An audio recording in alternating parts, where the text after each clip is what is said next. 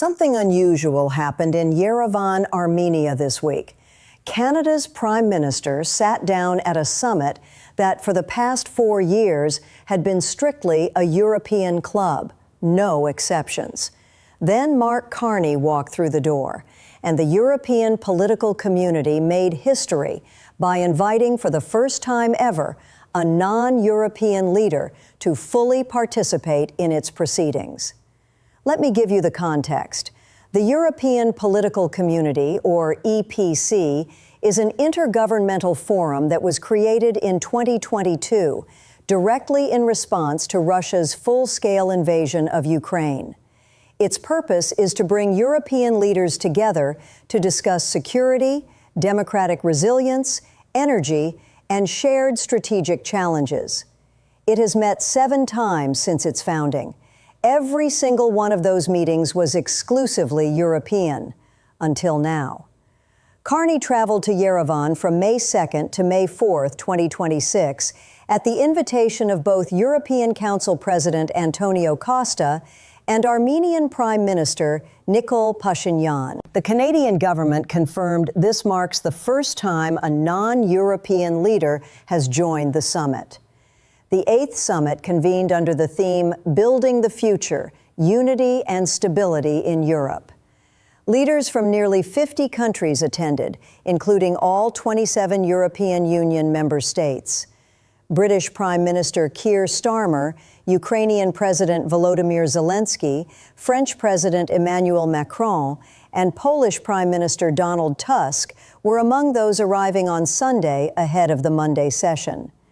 The summit was also the largest international political event Armenia has hosted since its independence, with 48 heads of state and government expected to attend alongside invited delegates.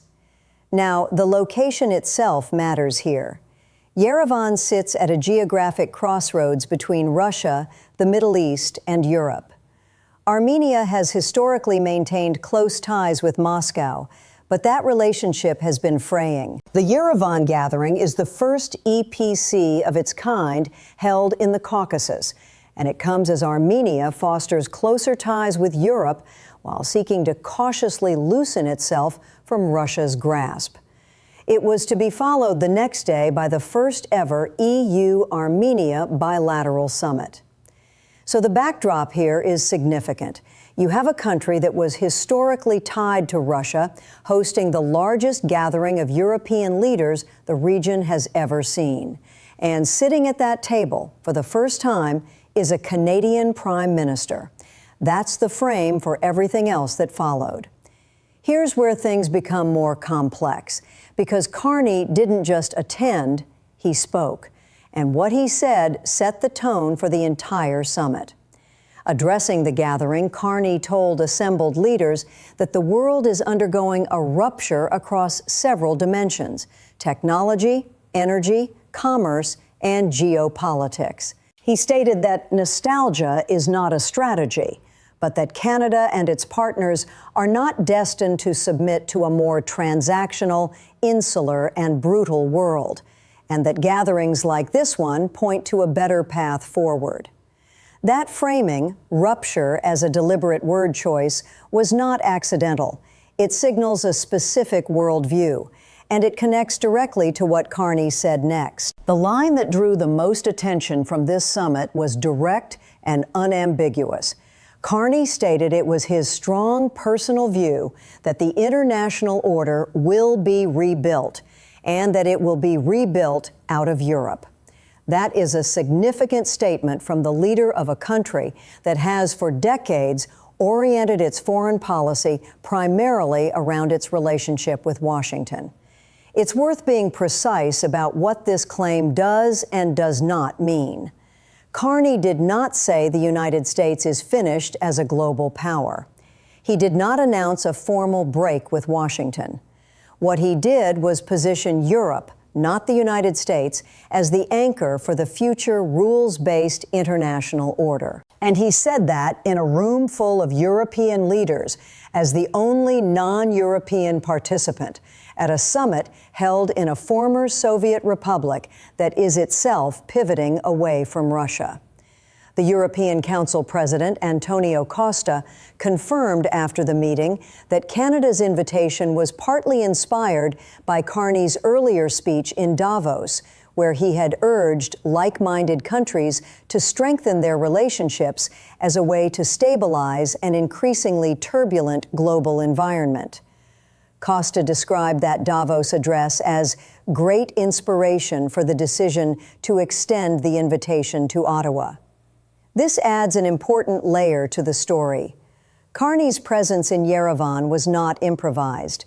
It was the result of a deliberate diplomatic buildup that has been underway for roughly a year. According to official government statements, in June 2025, Canada and the EU announced a new strategic partnership of the future, along with a security and defense partnership covering trade, technology, energy, and security cooperation.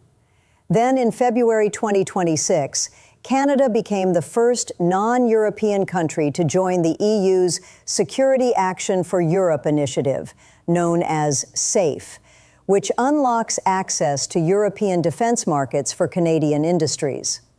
Publicly available trade data shows the EU is Canada's second largest global trading partner for goods and services, with a total bilateral value of $178.6 billion in 2025.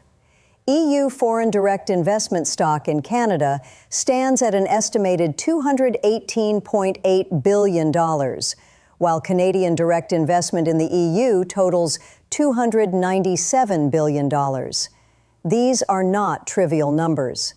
The economic foundation for this closer alignment was already substantial before Carney flew to Yerevan.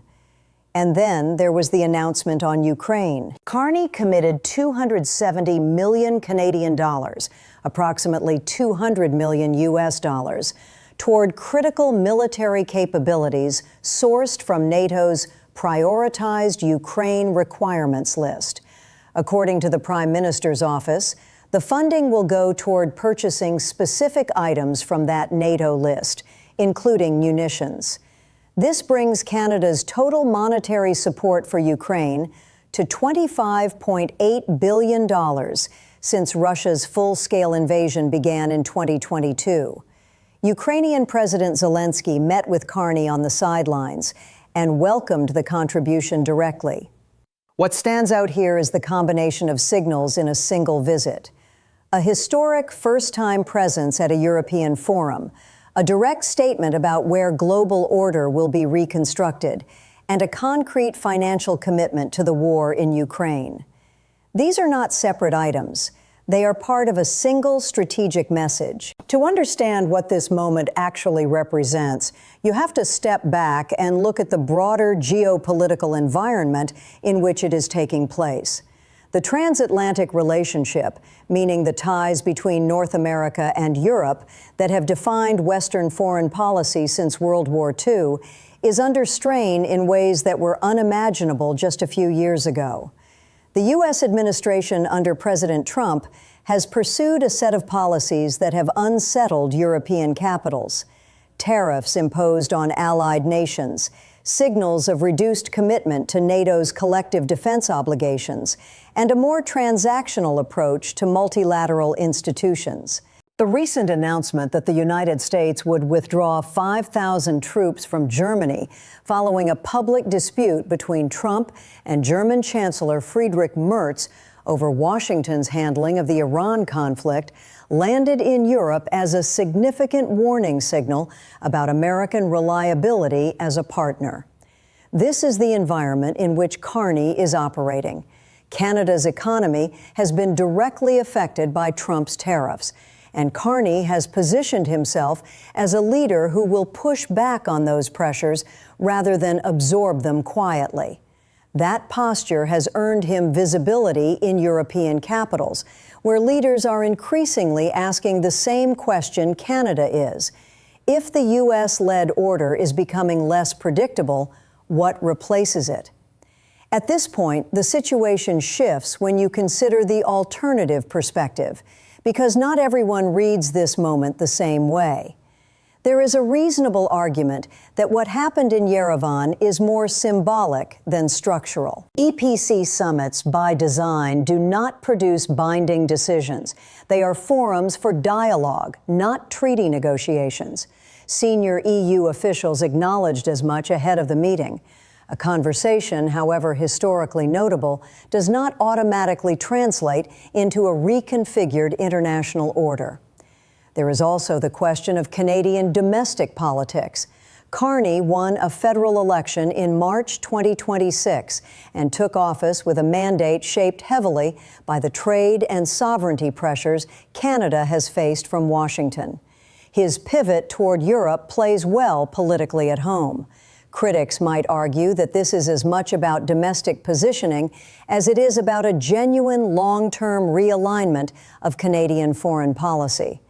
Those two things are not mutually exclusive, but the distinction matters when assessing how durable these shifts actually are. And then there is the question of Armenia itself. Yerevan is moving toward Europe, but that process is cautious and contested. Azerbaijan's President Ilham Aliyev participated in the EPC summit only by video link, a notable absence given the recent peace agreement between the two countries. Russia's influence in the region has not disappeared. The South Caucasus remains a complex environment, and hosting this summit does not resolve Armenia's geopolitical vulnerabilities overnight. What this raises is a key question about whether the symbolism of Yerevan translates into something more durable, or whether it remains a high-profile diplomatic moment that is more significant in the short term than in its long-term consequences. Let me be clear about what we can say with confidence and what remains genuinely uncertain. What is confirmed, based on official government statements and verified reporting, is that something structurally new occurred at the Yerevan summit. Canada's presence at the EPC was not a courtesy visit. It was preceded by a year of concrete policy steps, including a new strategic partnership with the EU, membership in the Safe Defense Initiative, and an active effort to deepen trade and investment ties across the Atlantic. The bilateral meetings Carney held in Yerevan were also notably comprehensive. He met with European Commission President Ursula von der Leyen, European Council President Antonio Costa, French President Emmanuel Macron, Italian Prime Minister Giorgia Meloni, Spanish Prime Minister Pedro Sanchez, Polish Prime Minister Donald Tusk, Ukrainian President Zelensky, and the President of the European Parliament. Documents from the Prime Minister's office indicate those discussions centered on supply chains, critical minerals, energy security, and emerging technologies. These are areas where both Canada and Europe are actively working to reduce dependence on less reliable partners. But there's another detail worth noting. The next EPC summit is scheduled for Ireland in November 2026, followed by Switzerland in April 2027.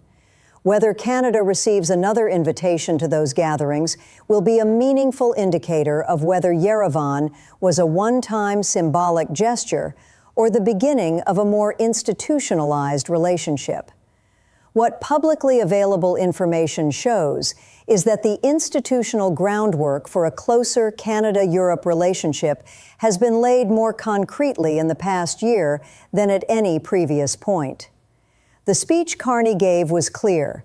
The commitments on Ukraine were concrete. Whether that adds up to a genuine strategic realignment or a strategic hedge may be the most important question in Canadian foreign policy right now. Where do you think this goes next?